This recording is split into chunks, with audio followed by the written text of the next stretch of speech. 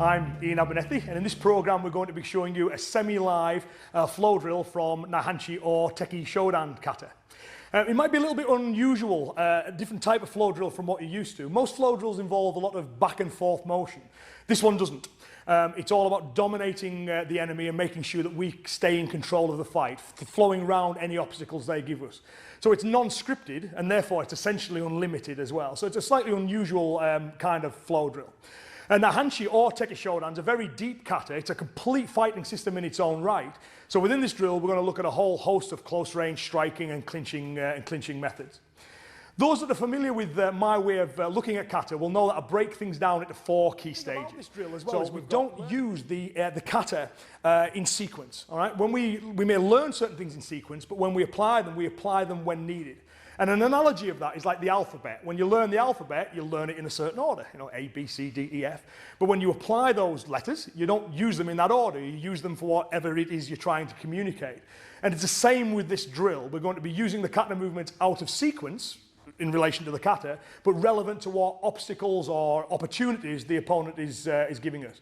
So I hope you enjoy making use of this drill. It's ideal for people who already have a good, solid, basic understanding of bunkai. Hands come up, and before the arms comes through to here and strikes. And again, this strike varies from style to style. Some strike this way. I've seen it done with a palm heel, edge of the hand, and I'll make use of all of those when I come to do my my actual drills. So just briefly as well, I'd like to look at the stance here because this varies from style to style as well. The way I perform it is I have the toes in slightly. The reason I like this is because it enables you to develop torque into the motion. So as I twist in this direction, the torque, my body weight gets loaded on this leg, it's sprung. So it means when I go back the other way, I've got that to push on. So this is a great stance to develop that spiralling feeling through the body. Now when I actually apply the motions, I'm not that fussed where my feet are, but so long as I've still got that spiralling feeling, so I develop big impact.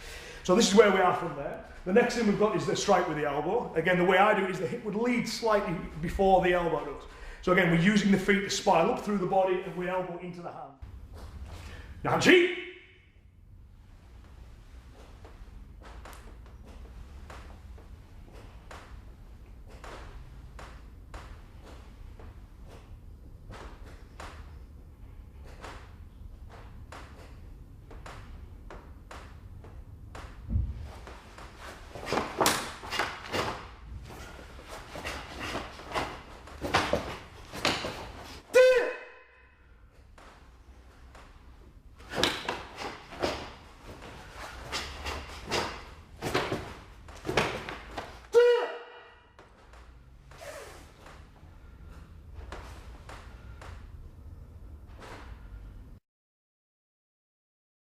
Because we're now going to start looking at the drill.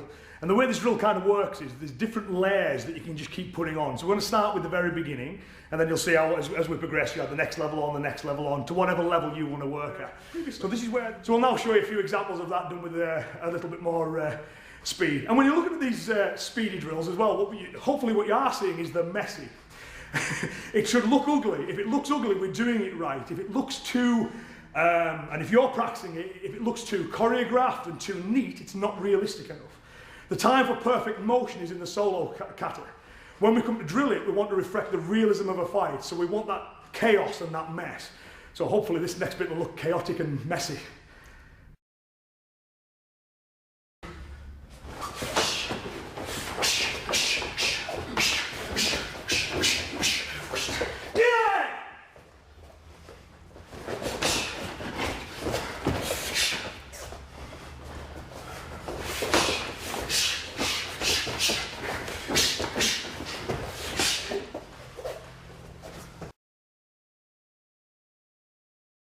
So the next thing we're going to look at is making use of the sotoki or uchuki. Different styles call it different things, but it's the stepping across motion and bringing the arm to here.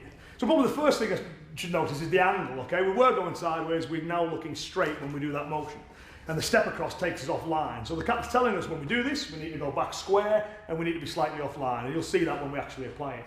Where this one comes in great is when I'm throwing the elbows from here, and if the enemy should jam by pushing the hand back to stop me whipping my shoulder in.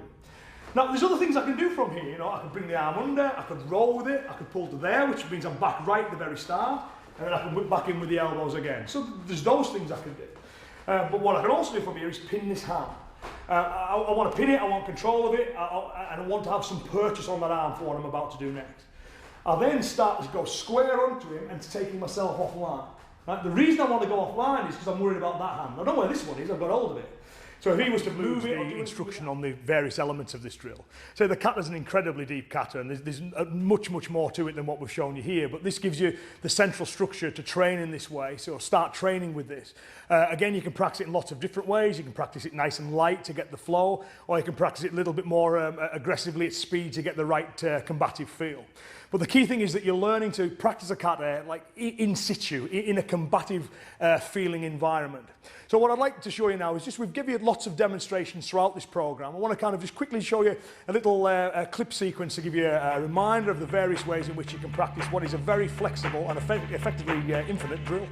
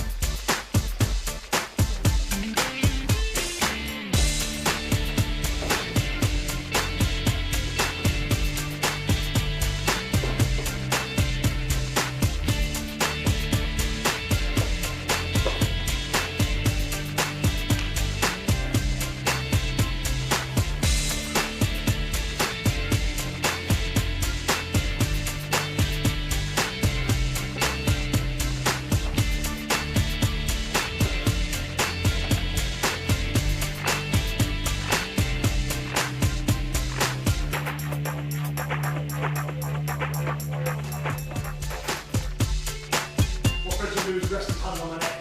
Because what he's trying to do in reality is actually insert his fingers round the wing point.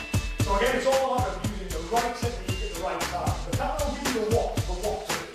Feels like this will give you the when. When do I apply that technique?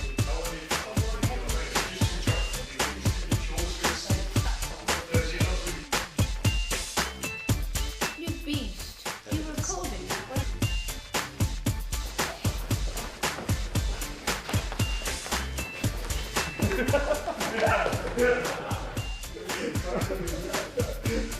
Come on, Frank, keep blocking it.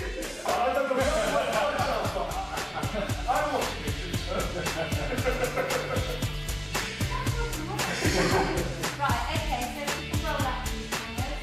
Feeling your own time match.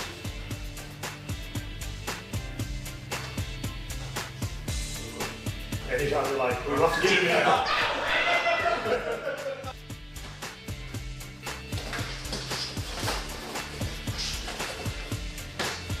Do you know what happened there? Right, my arm is here, so I just keep doing this.